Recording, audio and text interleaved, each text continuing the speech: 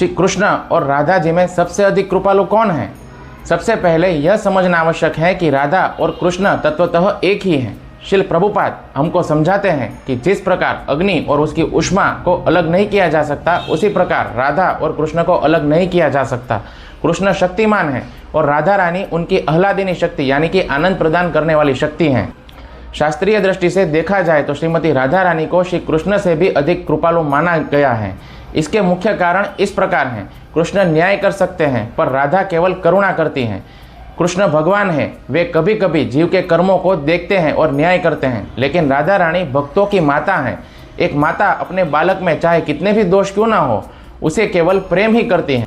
भक्त कहते हैं कि यदि आप सीधे कृष्ण के पास जाएंगे तो शायद कृष्ण आपकी योग्यता की जांच करेंगे, परंतु यदि आप राधा रानी की शरण में जाते हैं और राधा रानी कृष्ण से सिफारिश करती हैं कि हे कृष्ण, यह आपका भक्त है, उसे स्वीकार कर लीजिए, तो कृष्ण कभी भी राधा रानी की बात नहीं टाल सकते। राधा रानी की सिफारिश यानी भगवत धाम की कंफर्म टिकट।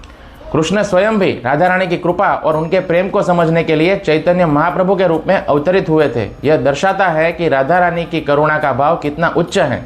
राधा रानी अत्यंत सरल और भोली हैं, वे शीघ्र प्रसन्न हो जाती हैं। श्रील प्रभुपाद कहते थे कि राधा रानी कृष्ण की भक्ति की अधिष्ठात्री देवी है, इसलिए यदि उनकी कृपा मिल जाए तो कृष्ण तो स्वतः ही मिल ही जाते हैं।